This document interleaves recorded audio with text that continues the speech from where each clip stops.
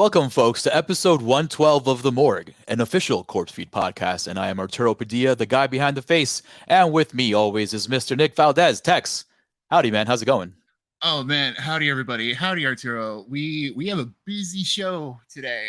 Lots of things because I believe we talked about this last time, but the summer content's here, man.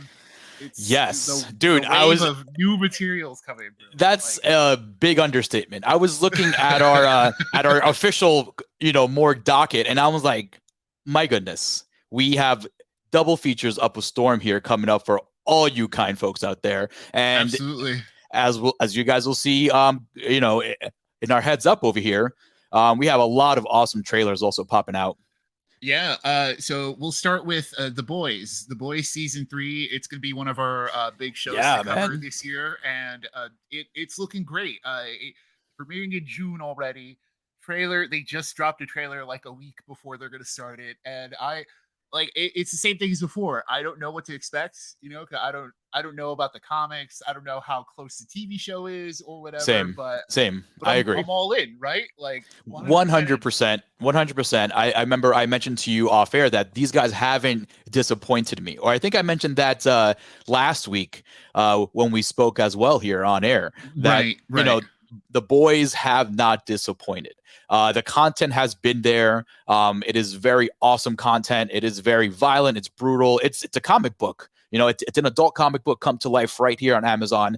And I am hoping that they continue the trend. I am a little concerned about the Butcher story because it seems like he's headed down some very stereotypical avenues in terms of like tropes. Right. You know what I mean? Yeah. But everything else, dude, listen, I'm here for Homelander.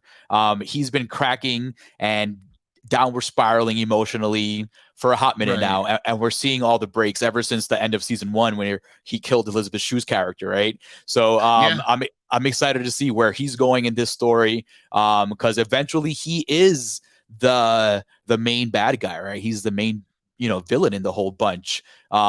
They can bring in all these people because they bring in this Captain America like person now with a shield who's like a super brutal murderer dude. So let's see what happens. I'm here for Homelander. I'm excited about it. It's coming out super soon. So I think we get at least 1 or 2 episodes right off the bat, right? I'm hoping. Yeah, I don't know what the release schedule is going to be looking like yet, unfortunately. But it should be fun though, folks. We'll be here for you.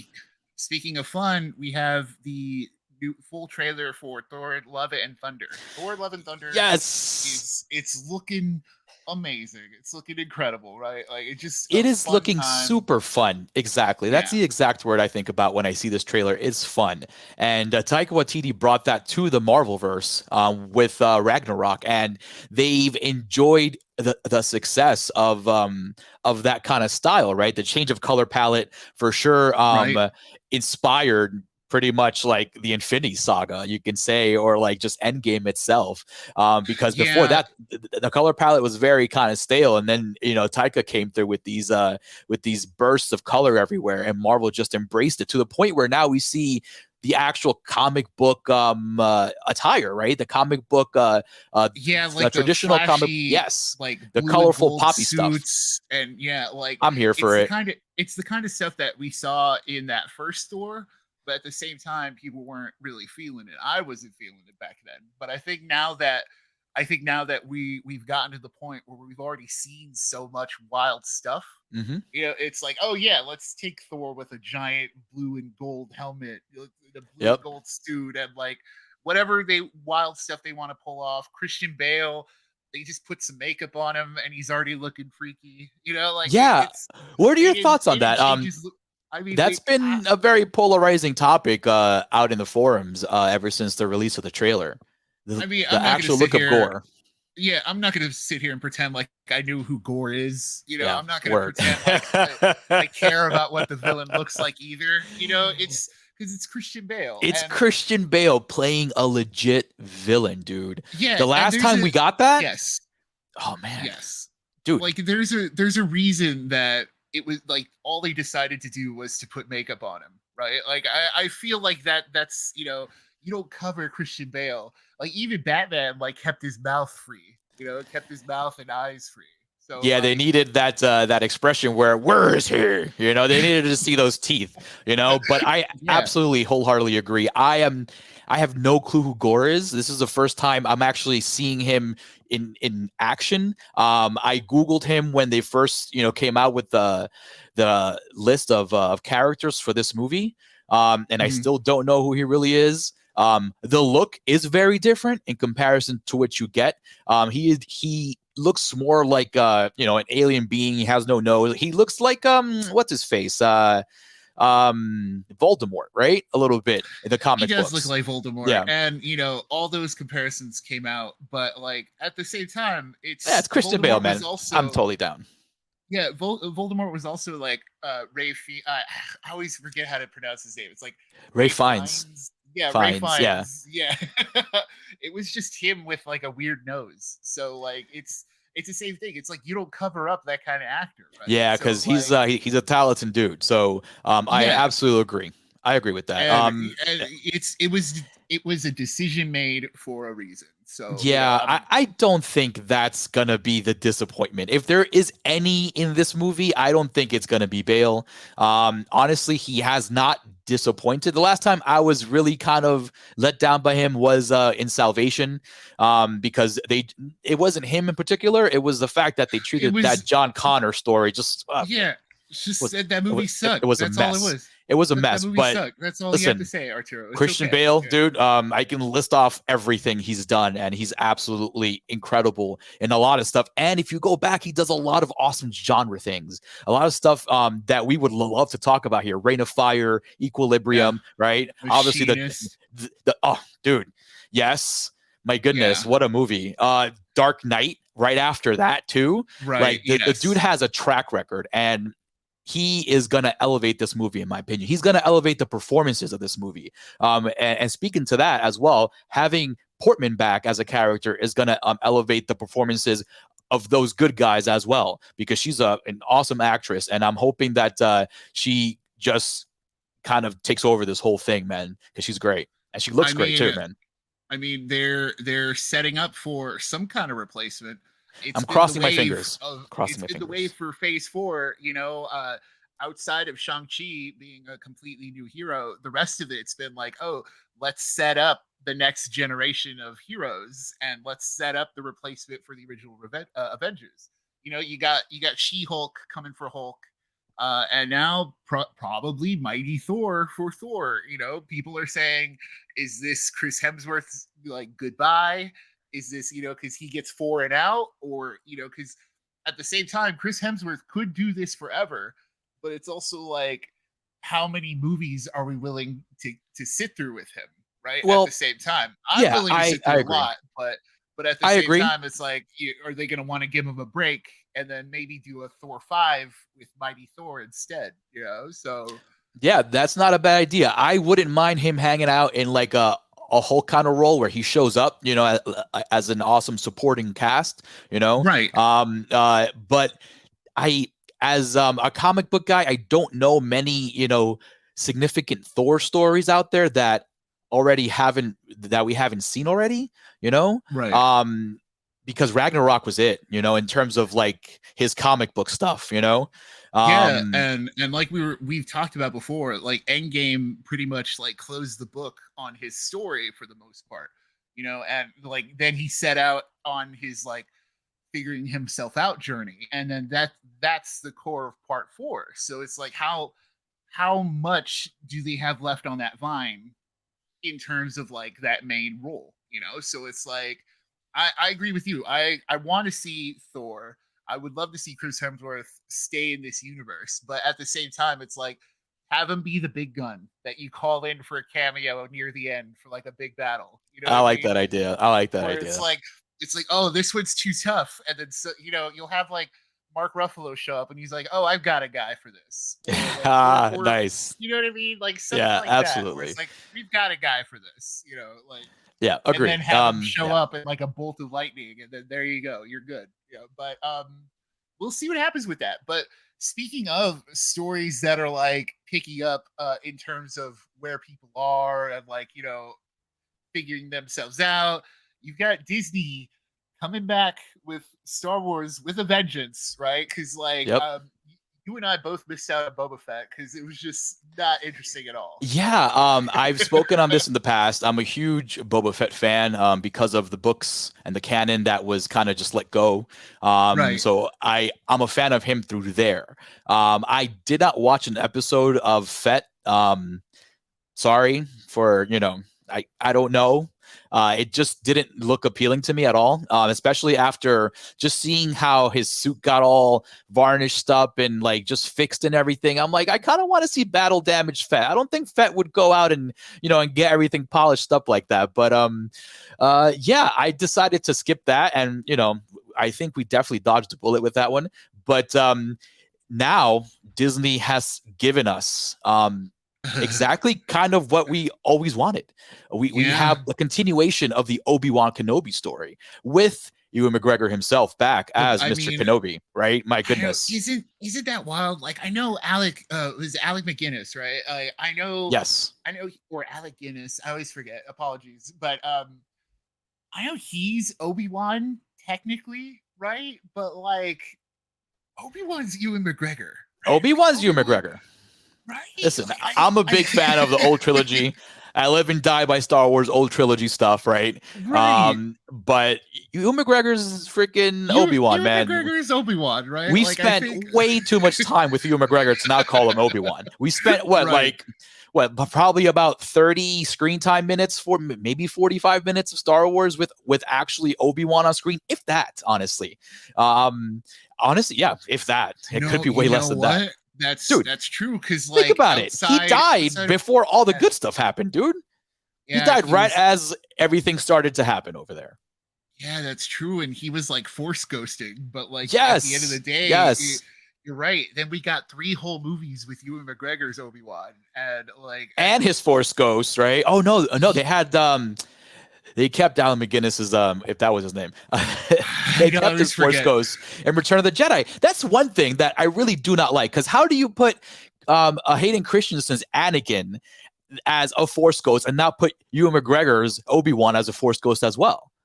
I don't understand that either. Oh, that just hurt my head right now. That's part of the whole George Lucas kept messing with the trilogy before they finally bought it off of him. So like but speaking of the good stuff, right? Like Obi-Wan Kenobi, first 2 episodes Disney Plus, I'm in. I'm 100% into this show. I am Tex. Like they've got me big time. Like, Tex, I am so in. It's not even funny. And the fact that they brought back characters like Joel Edgerton back, that's caring now. That's absolutely giving a hoot about, dude. That's giving a crap about your source material, dude. Like 100%. Right. And those. Listen, and those were quality actors as well that they brought back to reprise these roles. And listen, Edgerton did a great job, and just that one scene alone. I'm like, worth the money. Pay him, please. That's the other thing too, right? Like, people clown the prequels all the time, and of course, I will too. But at the same time, like, they did have some good ideas, dude.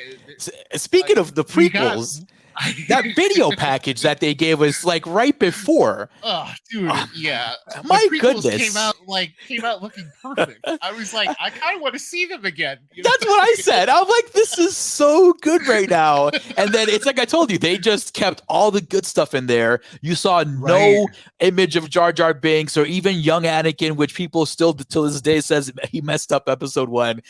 They kept the core story, the exact same thing that they just kept everything you needed, pretty much, period. And if you're a fan of wrestling, you've seen these video packages that Vince McMahon makes, right? That make these stars look larger than life and such an epic journey. And this is exactly what that little previously on Star Wars thing did for us, You're right, because it was awesome.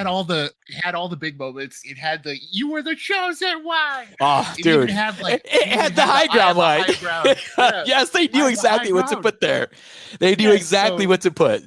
You're 100% right. Like they knew exactly how to get us back into the Obi-Wan spirit, and Obi-Wan Kenobi perfectly continues that, because it's like, oh, this fits right in between part 3 and 4. Yes. So you're like, cool. I know, and at the back of my mind, it's like I know everything that's going to happen to whoever and whatever, but at the same time, I'm really into this, because there are so many new characters that we don't Yes, know absolutely. about in general, like the Inquisitors. And then you have this new Hmm. one, Riva, and I was Riva, like, yep. she Badass is Riva, man. incredible. Yes, Yes. right, And it's funny because everyone made a huge deal about the look of the Grand Inquisitor, the bald right, guy, the powder looking dude. yeah, And yeah.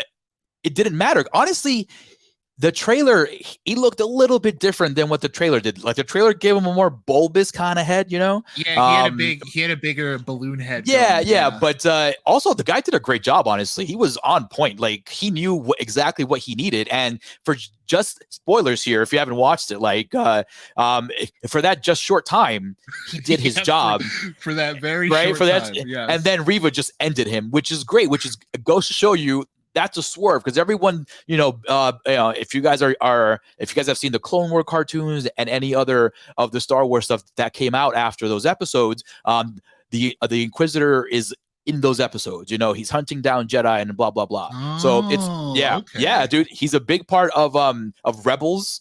He was awesome in Star Wars Rebels. That's a good cartoon. Oh, Yeah. so it's continuing the same thing Yes. Mandalorian Yes. did, because Mandalorian Yes. was bringing in animated characters, and then Yes. okay, Exactly. So, and it's awesome because you see this and you're like, hey, you ain't nothing, dude. And he's ended, which is great because that's a swerve because that adds another layer to the Star Wars legacy because this character, I don't think I've ever seen or read about this character before. So I think she's an original character. She looks great, by the I way. mean, good She's job. tough, she's Like badass, absolutely. They needed a character like that because Star Wars has always had strong female characters and a strong female presence on screen, which also brings me to Little Leia, by the way. What the oh hell? yeah, My yeah, goodness, she's because awesome. Mandalorian gave us Baby Yoda, and now we've got Yes. Baby Luke and Leia. So it's like, first it was Baby Luke.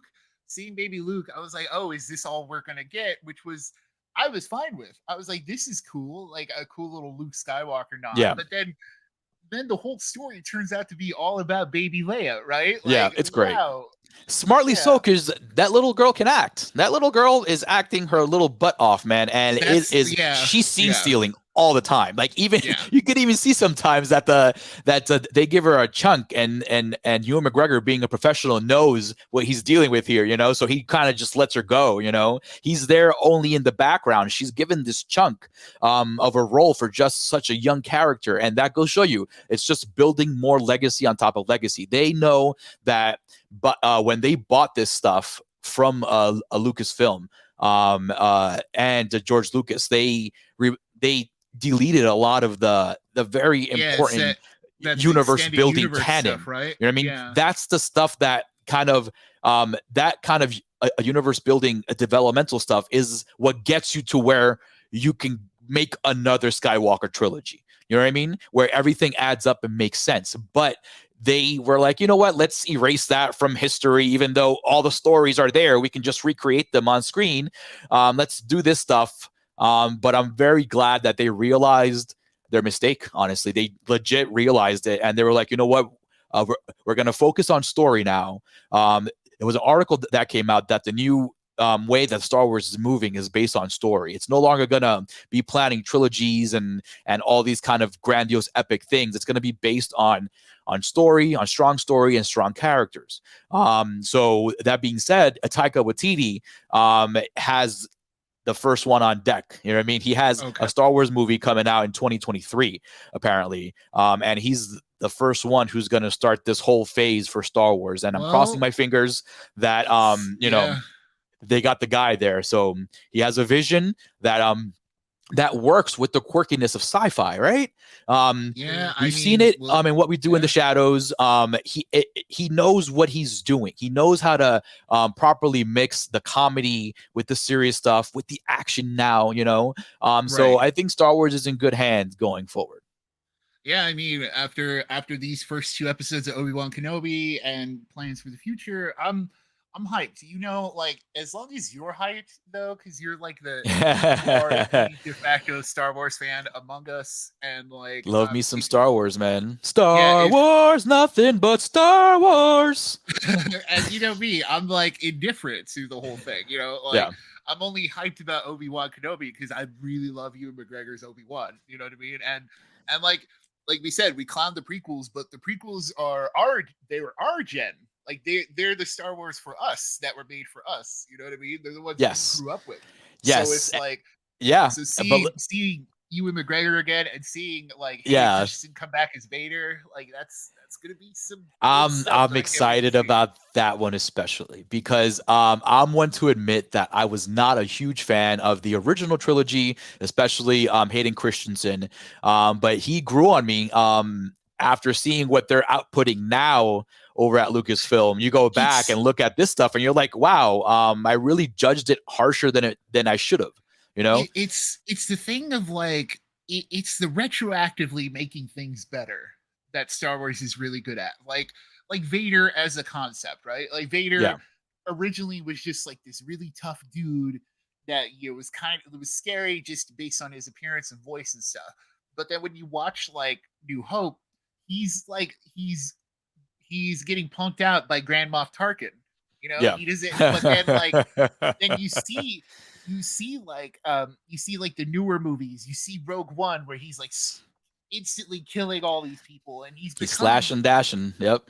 You've seen like Jedi Fallen Order where he's like the ultimate presence that you really can't defeat. You know, so Vader has it as an icon has evolved to such a point where it's like I really want to see Hayden Christensen try it out again. You know, try out this Yes. full Vader, like, and really give it a go. You know, And this honestly, new version that's like become such a monster. yes, Right? exactly. And honestly, that is he deserves it. They owe it to You know, him to do that. that's true. You know, Yeah. they've done worse with Star Wars after, post episode 3 that, hey, listen, like this is the best thing you can do for this character, being that his performance in episode 3 is like is really good in episode 3, man. And that stands out even more so. And I'm just very excited for him as a fan of Star Wars and a fan of his performance in retrospect as Anakin Yeah. Skywalker. I'm excited for him. I'm really excited for him. Yeah, because Yeah. he got dealt a bad hand, Oh, and it's like listen. he made the best is what he had. Because it's like George Lucas was just figuring it out. He's flying by the seat. Yeah, Like, George Lucas has always thought about merchandising as his first kind of priority when it came to Star Wars. That's why he Right. let everyone else kind of take care of the main storytelling after A New Hope. Even the camera work, he let people take care of that too after A New Hope. So Right. he just created his characters, and yeah, there are reports of him writing, like filming the first drafts of like all his scripts. So it's like, but then you have the current version of Star Wars now, which everything is a lot more serious, and a lot more Yep. thought out and planned, and characters have more depth. And it's like you're absolutely right. Where it's like he Christensen, just like Ewan McGregor,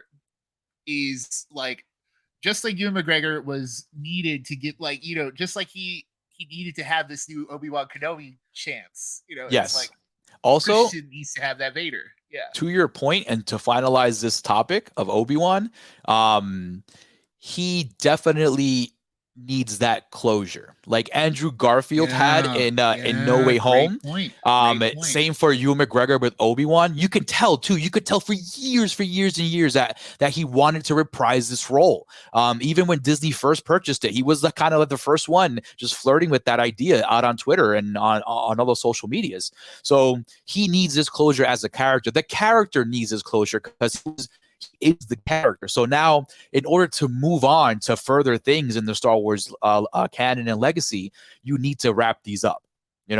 Honestly, I love Vader. I love Obi-Wan. We have to move on, and this is the best way to do it, in my opinion. Yeah, you're right. Yeah. Let's hope the season, let's hope the series actually ends as a series and not Obi-Wan part like season 2, right? Like, if the story is there. If the story is there, you'd want a season 2? Like, listen, I don't know how far this will go. You know what I mean? Right. Because You're right. Yeah. there is a lot of time, because this story takes place 10 years after the whole, Order 66, right? Yeah, it'd be 10 years before, Yes, like 10 years after, and then 10 years before. Like it's the same amount of time, I think, in between. something So like yeah, that. But yeah, I clearly remember saying 10 years later, and Leia clearly says she's 10, right? yeah, and Yeah. then it's supposed to be in 10 more years, A New Hope.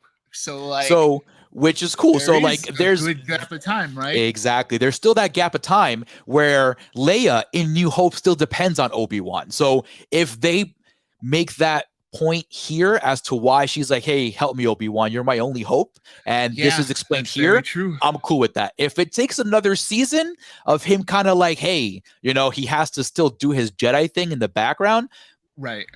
I'll dig it. But again, You know we got to what? see how this season ends, right? Cross our fingers that the 4 episodes. We'll do a full review once the full episodes come out. Once the whole series is out, and we get to check it out. As soon as he busts out that lightsaber, though, it's a wrap, right? Like I think they're gonna save that lightsaber battle for like the last episode, and we're gonna be like, Yep. But um, so moving on with the streaming offerings. Speaking of Disney and all that stuff, the other end of the spectrum is that all the actors who have been recently freed by Disney are starting to do stuff like Chris Evans. You got Chris Evans doing the next Russo Bros thing, The Gray Man for Netflix with Ryan Gosling and Ana de Armas. Heck of a cast, man. Gordon. Yeah, like the first trailer's out, and it's like this action spy thing. I don't even know, dude. I'm in. I'm 100% in for that one too, right? Like I'm totally in. It's this John Wickian looking thing where there's one kind of hitman that's getting chased by other hitmen. And listen, it's on Netflix. I'll be home for it. It has Chris Evans, which I'm a huge fan of, and Mr. Ryan Gosling, which I'm another huge fan of. By the way, I'm glad Ryan Gosling is doing more stuff like this, man. Like he picks and chooses his roles. He's one of those. He's one of those, but I want to see him in these more mainstream kind of movies, man. He's still at that age where now's the time to pick up that freaking franchise, now's the time to do action movies. Hopefully Gray Man is like an audition for Marvel or something, right? There's no way that it's also not going to be like a trilogy or whatever. Because even like remember Red Notice, that one with Dwayne Johnson and like I never saw it, but you mentioned it was long and it was all right. Yeah, it's like 2 hours and 45 minutes. I'm probably exaggerating. It's probably 2.5, but even still then, long. Right? Like but they've already have a sequel plan. So it's like you know darn well that Netflix is looking at this cast, looking at the movie, looking at the directors, and they're gonna be like, we can't let you go without at least another one or at least 2 more. So we'll see how it shakes out, right? Like we will. We'll have to. I will have to see, because I know Netflix definitely lost a lot of profits recently, and they lost subscribers, and they booted some people from the company. So I am hoping that they are budgeting their stuff wisely for their proper projects. Because remember, I think we spoke at one point how they have like tons of like shows, and they all like have one season and they're out. Yeah. So but that's the thing. If I were a betting man, like and Netflix, I'm looking at that cast and I'm already thinking, oh, it's gonna get so many numbers on opening day, right? So I mean, this leads us directly into the big conversation. Right? I think. Yeah, absolutely, folks. So, just Gray Man, by the way, just to wrap that up real quick, it's coming out in theaters a week before. It actually hits Netflix. Interesting. Yeah. So I'm only gonna watch it on Netflix though. So 100%. I'm looking at my list of things to do. I'm filled up. I'm already busy that week. So thanks, Netflix. Right. Yeah. But that should be interesting. I'm curious how that's gonna work out for their numbers and stuff. In terms of box office numbers. That might be like an awards thing. I don't even know. Like when does all that stuff kick in? Because I think it already has, because you have to release it in a theatrical it's gotta vehicle, have right? It's got to have at least like a limited release or something. Yeah, like 6 to 8 weeks or something in theaters or something, right? In order to qualify. Yeah. Something like that. Anyways, folks. Yeah. Anyways, on to our feature presentation for today. And we're very excited and very tired after all these hours of watching Stranger Things Part 4. Wait, Stranger Things 4 Part 1, right? Stranger Things Season 4, Volume 1, the official name. Of, all 9 hours of it, right? Something like that, 9 to 10 hours.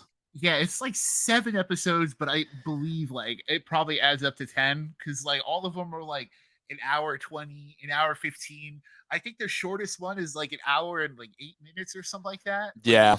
These are something like that. Yes, these I are felt some it. chunky. These are some hefty episodes, and like, spoiler free thoughts, Arturo. On my end, it's tough because our usual scale is pay for it, wait for it, or stay away from it. And with Netflix stuff, it's like, you're either gonna watch it or not, right? So with this one, it's like watch it, but also take your time because if you're already 3 seasons into Stranger Things, you've probably already seen it. You probably don't need our review, but if you're on the fence, take your time with it. Watch it 1 episode, then like take a week, and then watch the second one. Take a week. You'll be ready for volume 2 in July, right? Like to that point, to Texas' point, I wholeheartedly agree. It is a very hefty, chunky show. Take your time with it. I wouldn't say watch 1 episode and wait a week, simply because of social media and them completely just ruining everything good about it. Netflix already has been like the day of. They were tweeting out like big spoilers. Yeah, like, and apparently they also like made a mistake and had a Stranger Things 4 Monopoly released where it had a bunch of spoilers already on it. So they've been kind of, destroying, the secrecy of it all from the jump. So don't wait too long for it because it's gonna get messed up. But watch it in a week. Don't watch it in a day or 2 like we did. It's a lot. We only just and just with the caveat that it might color our reaction to it. I don't think it does, but you do definitely feel that length. I think Tex? Regardless of how fast you watch it, right? I think, you know what though, Tex? Like we have to start being real here because we watched All of Us Are Dead like in a shorter span. To be honest with you, that's true. Yeah, and I didn't feel that same way with this show. And that show was like 9-10 episodes or something like that. That's true. It was 10 hour-long episodes. 10 hour-long episodes in a foreign language where we had to read subtitles. And we blasted through that. The show fell apart right at the end where it just kind of plateaued completely. But that was right at the very end when it climaxed. And this one is different. This season 4 is just long. It's just full long. Spoilers from here on out. Full spoilers from here on out. It's just very long. It's long. It's in depth. It's a lot of veggies to eat before you actually get to the main course, which you kind of don't get to yet. I think maybe hopefully in part 2 we'll get to the main course, but it's a big appetizer course. You know what I mean? A lot of vegetables, a lot of a lot of appetizer platters here and there, a lot of characters to know and understand. There's like 5 different stories we have to follow in this thing, dude. You know what it feels like? It feels like we are at a buffet, right? We are at a buffet. Yes. And we're stacking our plate, but you're stacking it in order of whatever food you're standing in front of at the time, right? So yes, you're great point. That's a great freaking point. Yeah, I'm putting my green beans on here. I'm putting my baked potato, and then you're like, "Wow, that's a full plate." And I haven't. It's like, hey, can I get a little more of that blue stuff, please? Like, no, keep moving. I haven't even gotten the yellow. I haven't gotten the yellow out of this. Right? Oh, I love it. Love it. That's a great way to put it. It's true. And then they feed it to you in this way where you're like, okay, cool. It just gets very daunting after a while because there's a story, as you guys all know, Hopper's back, right? So there's his story, right? Right. There's the story of 11 being taken back and getting her powers back, right? Yes. There's the story of the Hawkins kids, Dustin and company, trying to figure out what's going on in Hawkins, right? And the upside down Vecna, right? And that ties along with the Eddie story, right? And then you have the story of Mike and Will and Argyle and Jonathan. California, so that's 4 things to follow, and they jump back and forth.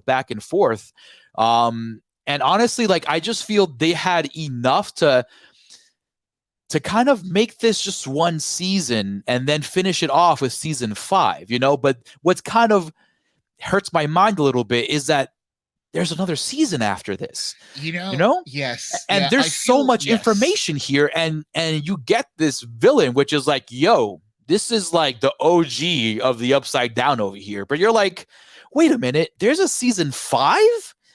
And then when I started to think about it like that, it kind of changed my perspective on how I viewed this part 1, because they gave us so much, yet like you really didn't give us anything, Yeah, and that's my issue with it as a whole. Like, that's why you start to feel the length, I think, right? Like, I think that's why we start to go, oh man, episode 7's 90 minutes.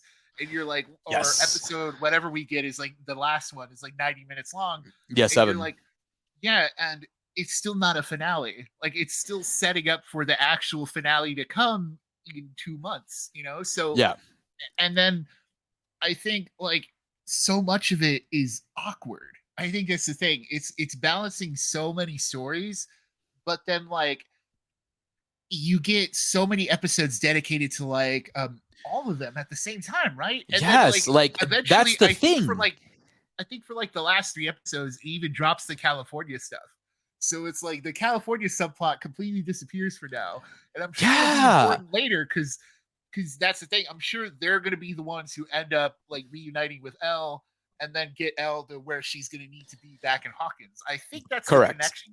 I think that's the connecting thread. Yeah, but like at the same time, it's like you want to focus on all of them, but then it's like maybe we should have gotten one story per episode, or like something about the way it's set up. Like going back to the buffet analogy, right? Like something about that seems like clunky. I don't know how to describe it, Arturo. What do you think?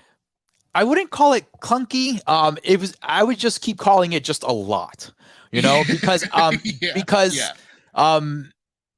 it wasn't like the transitions were just wrong and off and too quick. It was just it's not that. No. It's not that. It's just a lot. I remember talking about this during the Batman, right? Where it's just a long movie. I don't know what to cut, because you need everything to get to the end. That's, you know what? That's true. It's true. The same thing here.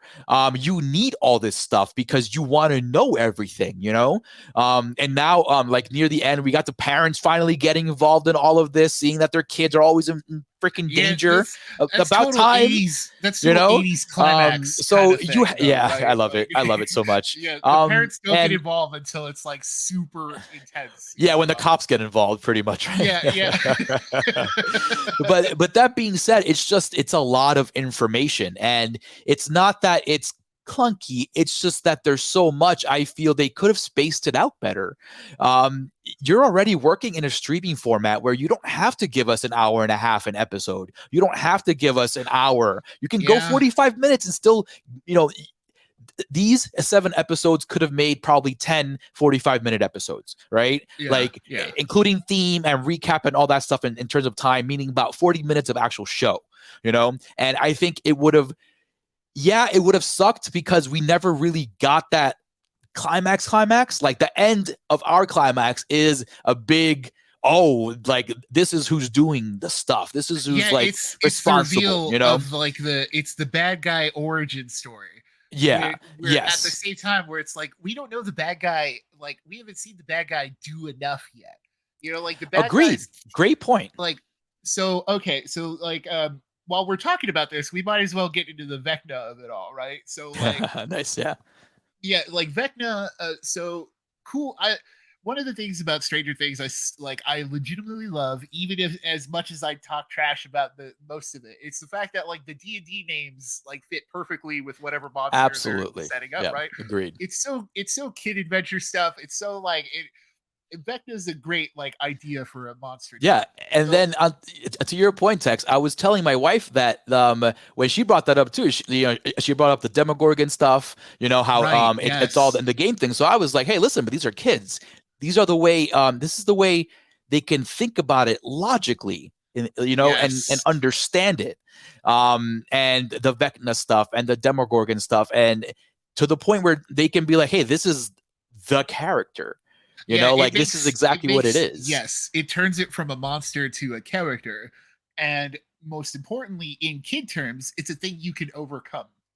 Instead of being like this, like the mind flare, instead of being like some otherworldly Cthulhu-esque monster, it's a thing that they can beat. It's the mind Yes. flare.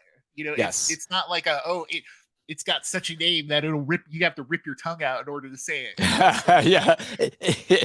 Yeah, it was like Yuri with Murray with Yuri. He's like, wait a minute. If I can beat Jeremiah, a 16-year-old black belt with these skills, Yuri doesn't have those skills. I can beat Yuri. So it's the same thing. Yeah.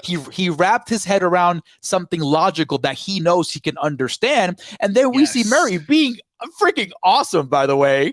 How badass Murray got to be. I'm very happy about that. But yeah, so back to that, like it does add to that logic that the kids can understand and that we can understand too, right? Like, oh, this is that kind of character. And it's cool because they always try and overcome it in a way, in a sense of how they overcame it in the game, right? Oh, how did we beat him here? What did we do when we got stuck over here playing this game on this day? Right. And then they go back to that. It's to your point, Tex, about the whole kid adventure thing. And that's what drew us originally to Stranger Things, right? The whole kid adventure of it all, the Goonies of it all. This is why I was a little concerned about this season, because they're so aged now. Yeah, and there's no. Surprisingly enough, I thought there was gonna be like a time jump, because all these kids are like 18 and 19 and 20 6 now, months, right? Like That's it. It was 6 months. 6 months, I believe, 6 months or a year. I want to say it's like, I think it doesn't matter. Point is, it's not enough. But it's not enough at all. At the same time, it kind of works. Like, I don't know. Like, I found myself less bothered by it as the season rolled on. All right. Agreed. Like, I didn't think about it at all, honestly. Yeah, I think the first episode was the only time where I was like, they're old, but they're only freshmen in high school or whatever they are. And but then as the season rolls on, you get Vecna. So going back to Vecna, and it's such like a darker tone immediately. It goes back to the first one where it's like, oh, these are like monsters that kill things. Yes. And Vecna's like pulling people up and like squeezing their eyeballs out and stuff like that. He's basically, it's honestly the darkest Stranger Things has been, honestly, in my opinion. You got some dark stuff with the Billy drama back in 2019. But it gets dark here. People start dying immediately. Kudos to them for bringing back Billy for like one last, like, that's good stuff. Like, good use too, right? Good freaking use of Billy. And that's the thing with Vecna. Like, this all feels like in part 4, this all still feels like setup. Like, going back to what you were saying about like how this could have been like season 4 and then season 5, like, because Vecna feels like a final boss, right? And if they somehow defeat him, like, if they somehow beat him in the last 3 episodes, I don't know if I'm going to be able to accept that. Because I'm like, this could have been like. Granted, the last 3 episodes feel like a trilogy, a movie trilogy, right? Because they're so long, right? Because the last episode is like 2 hours, I think. Yeah, that's true. It's 2 hours plus. Yeah. Yeah. So honestly, 2 episodes. Come on. Honestly though, like, watching episode 7 was a breath of fresh air. Because getting through 5 and 6, it was that that fluff, not fluff, but they were developmental fluff, like you needed that stuff in order to get to, episode 7, and getting Stranger Things for the first time in that 90-minute kind of segment that was pretty awesome, because I think they got a lot accomplished in that episode. This was what it's either, hey, you kind of draw this out and make this a couple seasons, or like we mentioned before on a different cast, go like what was it, that other I forgot the name of the Netflix trilogy that they released, the horror one. Right. Fear Street. Yeah, Fear Street. Yes, exactly. Thank you. And so speaking of Fear Street, like Sadie Sink, I guess with Stranger Things, like the Duffer Brothers saw how good she was in that, and they're like, she was awesome. We obviously need to give her more. And so she's got like a huge part in this season. And like to go back to your idea of like giving us enough with that last episode, at the same time, to me, it feels like it ends on like a weird place, because like going back to the original complaint of like us just getting the villain's origin, before the part 1 cuts off, and you're like, oh man, like I feel like I'm glad it's not the end of the season, because if that's how the season as a whole ended, with just like revealing who he really was or whatever, it's kind of a letdown for part 1 so far, because it's like Vecna's still not like he's active, but it's also like I'm hoping part 2 shows him like actually doing things instead of like picking off one by one, and like you said it great. You made a great point earlier, and you said it well when you said that Vecna hasn't been around long enough for us to really appreciate him as a villain. We know how brutal his concept can be. You know, we know his tactics. I love how horror it is. You know how rated R horror it is. Like, dude, they even had Robert this season, like part of the origin story. Yes, of, like, and for sure, it's a very Freddy Krueger-esque kind of character, Vecna himself, right? Through the dreams and like, yes, I remember mentioning to you that end of episode 1 where Eddie sees what was her name, Jackie? Or it was like Chrissy, or Chrissy, where Eddie saw Chrissy kind of, float up and start getting contorted. It reminded me so much of that scene when Tina kind of got killed by Freddy, and her boyfriend, I forgot his name, was like looking up. He's like, Tina, just freaking out. And that was so Friday the 13th. And then as Nightmare on Elm Street. And as the season went along, a lot of inspiration came from Nightmare on Elm Street. Like just little details here and there of Vecna, how he operates. It's not really like in the sleep, but he operates like Freddy. You know what I mean? He does a good job in terms of kind of getting that fear into the character, right? And then because it's all like based on their past trauma. Yes, on their past trauma, and then that also kind of what's the word? It's it infantizes the character a little bit, right? Like it makes them younger because you can see, oh, these are just kids, so that helps out in terms of the aging of the actors and stuff like that, that they made this character who's been around for a hot minute, who knows everything about the town. And it's awesome. Like, this is why I loved episode 7. It definitely like just got totally into everything. That was like, wow, this is awesome. And it's funny because that one could have lived on itself, right? Episode 7, because of the nature of everything. Kind of they did a great job of going from point A to point B and just explaining everything. You really didn't need it. You didn't need a lot of that stuff before it when you're watching episode 7, because you kind of already you're in it already, but then it's honestly, it's so long. Like, as cool as like jumping into what you were saying, as cool as having Robert Englund be like the eye poked out guy, Victor Creel and all that stuff, as cool as that is, we got 2 versions of that flashback in the same chunks. It's part of the season, right? So it's like, did we really need 2 of that flashback if we were only going to get like the real one later? And since you're bringing up flashbacks, we get a lot of 11 flashbacks, which doesn't really help, dude. They like de-age her, but then they don't de-age her at some parts. It's really weird, right? Because they make her like they make 11 her kid self in like some of like the shots, but then some of them are like the close-ups are like it's clearly they didn't bother to touch it up at all. So, I noticed that too. At the same time, I'm like, wait, like what's like?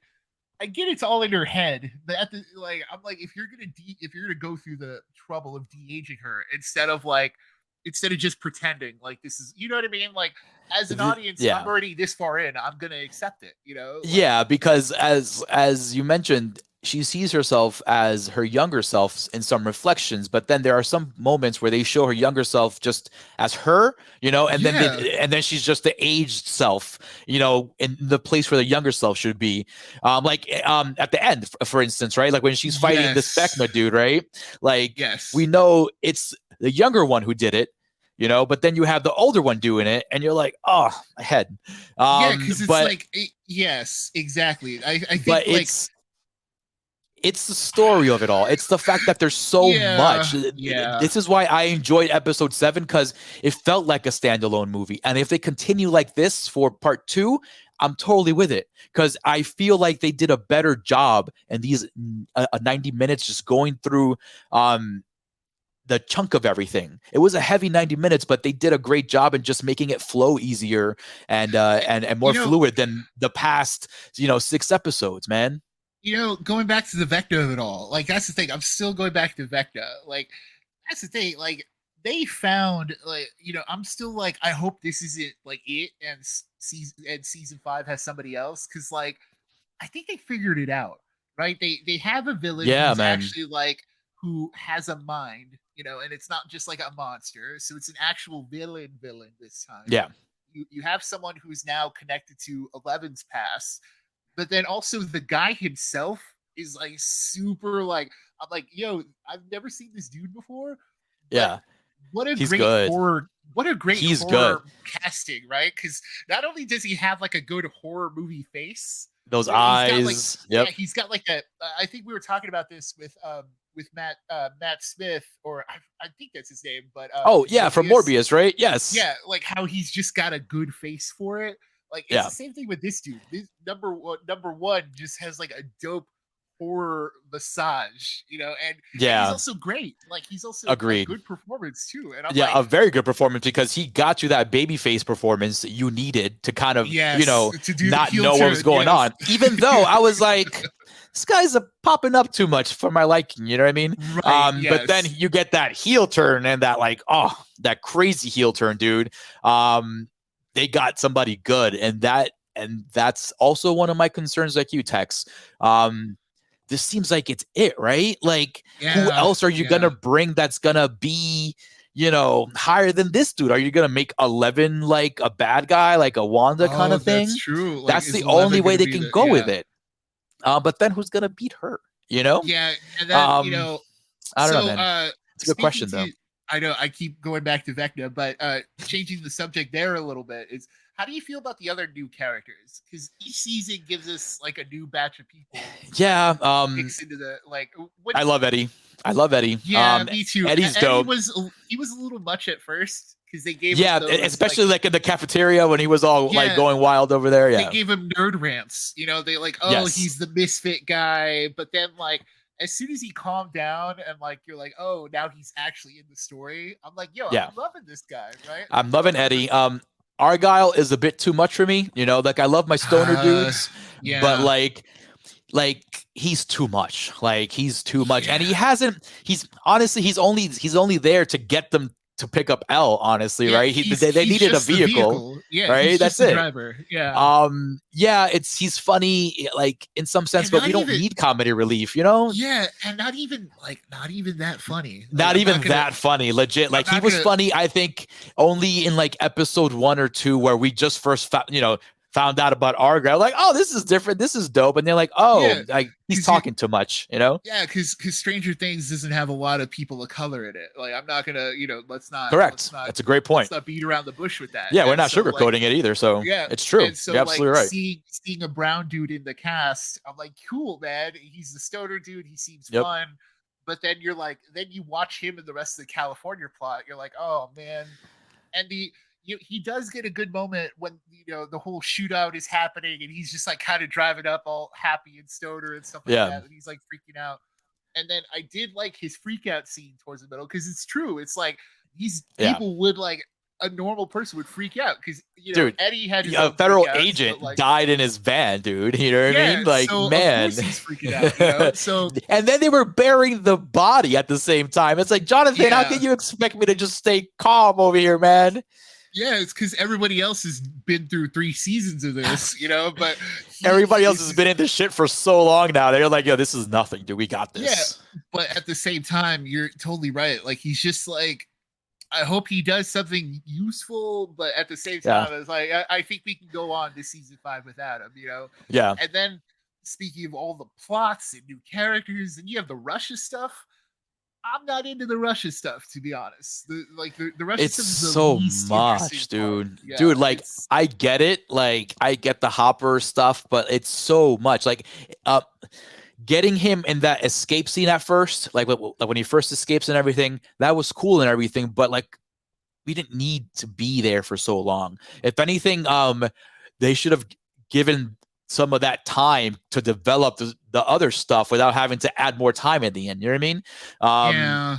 But they did, again, I don't know how they fleshed everything out. I don't know what came first in terms of their ideas for this season. Right. If it was continuing the Hopper story. Again, Yeah, I go on record to say he should have died at the end of season 3. I would have been fine with it. Like, unless Russia plays a big part in like how this all ends. Right now, I'm just like, I'm the same thing. I'm like, all that Russian stuff was just like glazing over me.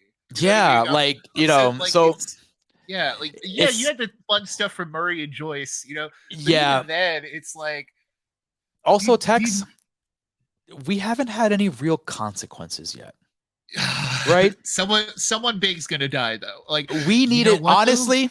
Someone should have died in part 1. Yeah. So someone should have died at the end of episode 4.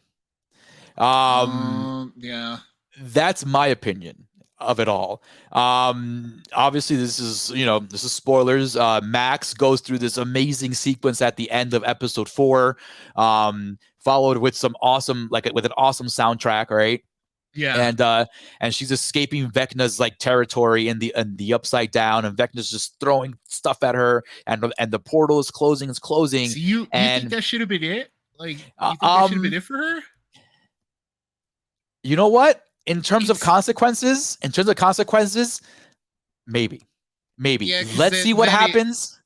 Let's see what happens. Yeah, you're right. We left off with Nancy being captured, right? Which is, again, like, if Nancy's the one that gets taken out, that's a big deal, you know. I'll be fine with that. If Nancy's the one being taken out, I'll be fine with Max living, because honestly, since episode 4, Max hasn't really added anything extra to it.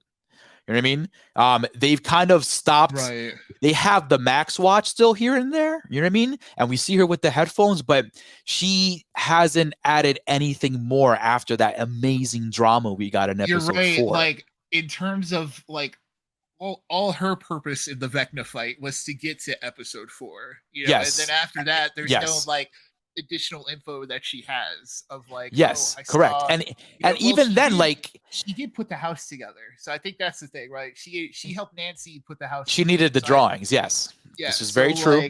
This is true. She's served some things, but then, like, I guess it's to settle her thing with Lucas. It's to settle her thing with Lucas, but at the same time, it's like, what's Lucas doing? You know, Lucas was a part of the basketball dudes. And then I need some consequence, man. Dude, that's another story too. I'm glad you brought that up before the show ended, Tex.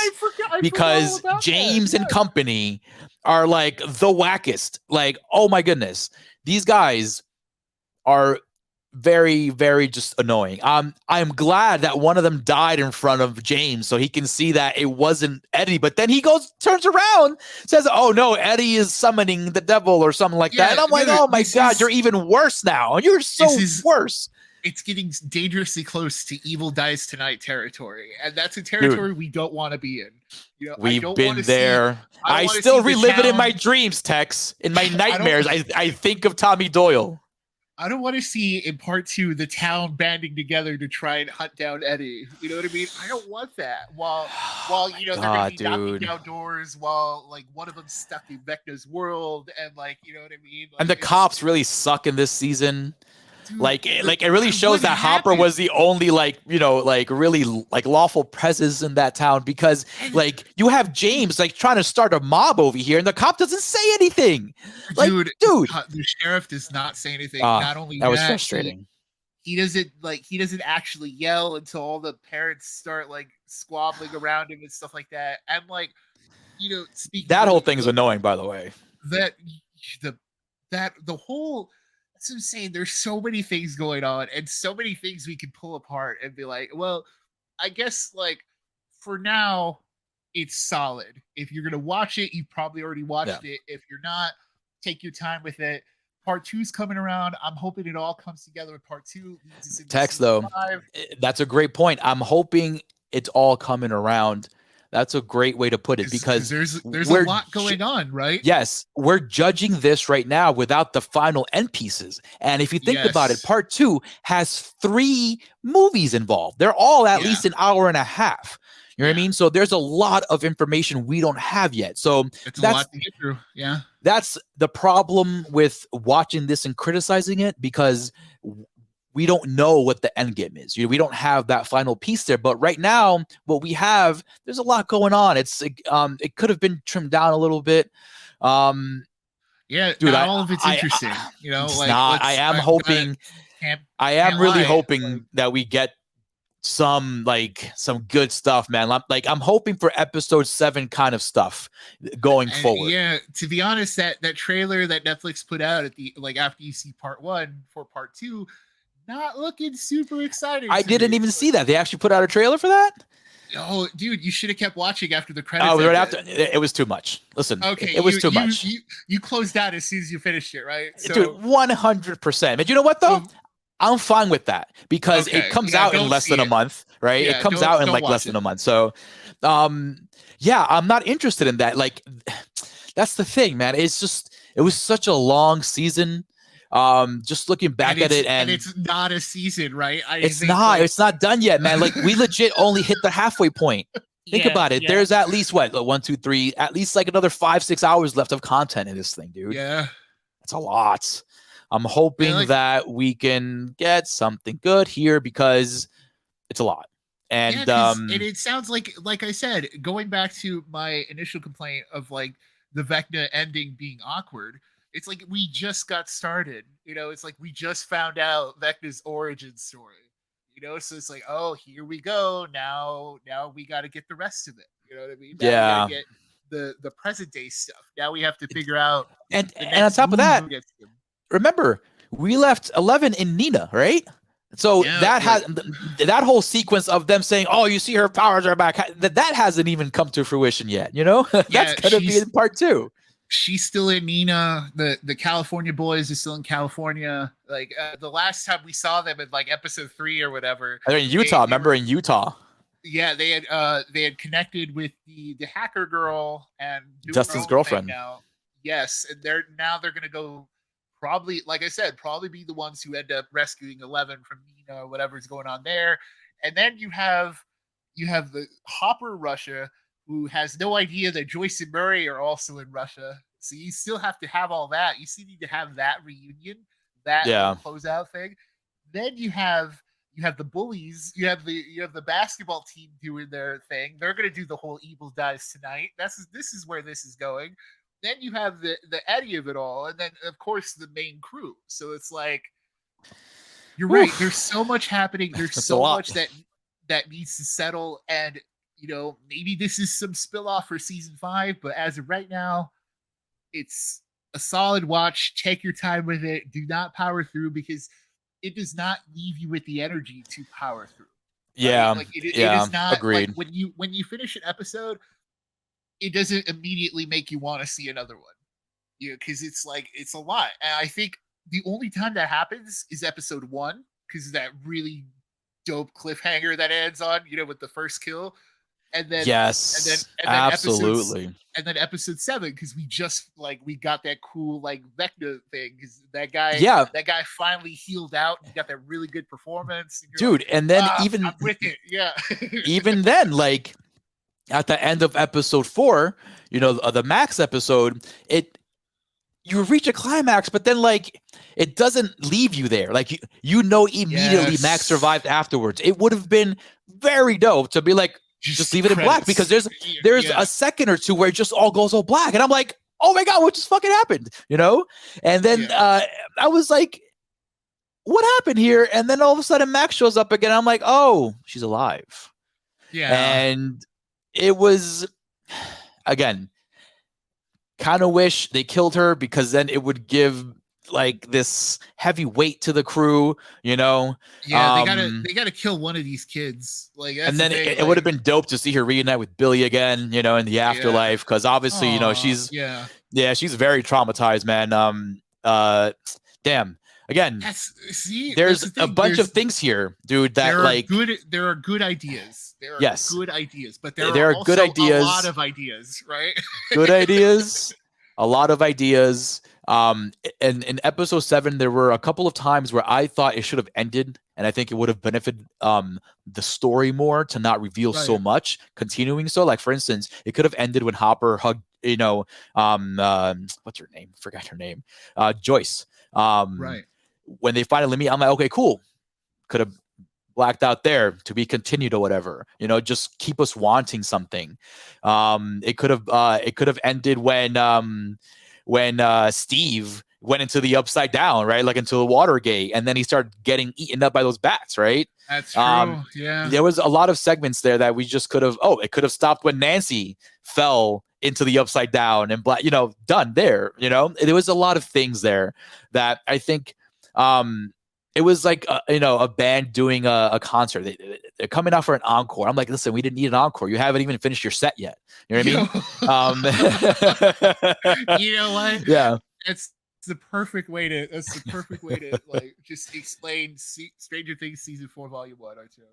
It's a band who's playing encores who has yet to finish the set. Yeah, that's perfect. And to that point, folks, like Tech said, take your time with it. There's a month in between part 1 and part 2. Stay away from socials. Honestly, though, like, they're not going to reveal much to you. Thinking about it now. Not big spoilers, because out of context, out of context, you'll see a lot of contortion stuff, but you'll see that in episode 1. There isn't the biggest reveal is in episode 7 when you find out who Vecna really is. But I haven't seen any of that online yet. But again, folks, take your time with it.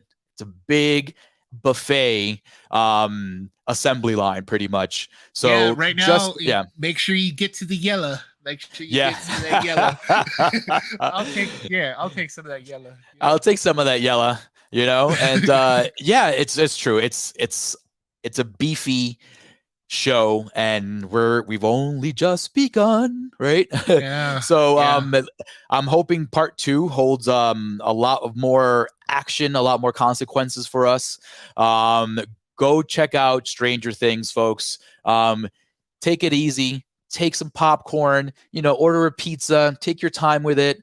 Watch it in twos if you need to, because it's just a lot. And I feel because of the way they did their segmenting of the story, it does allow for proper pausing of it, like in the middle of episodes, and you can easily continue on because of how you're following all these different stories. That's one benefit of it. So go check out Stranger Things, folks.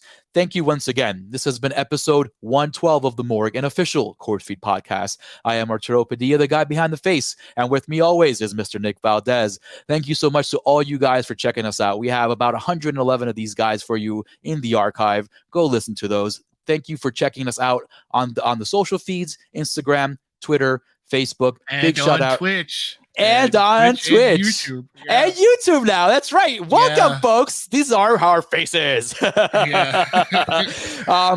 thank you so much, guys, for listening to us. We've had a lot of episodes for you guys. We know you guys are listening to all the back stuff. We really appreciate it. Big shout out to Glenn Morawski for the music. Big shout out to Del Virus for the artwork. And big shout out to you guys for listening to us. Once again, folks, this was The Morgue. And remember, it's a scary world out there, but we're here to walk you through it.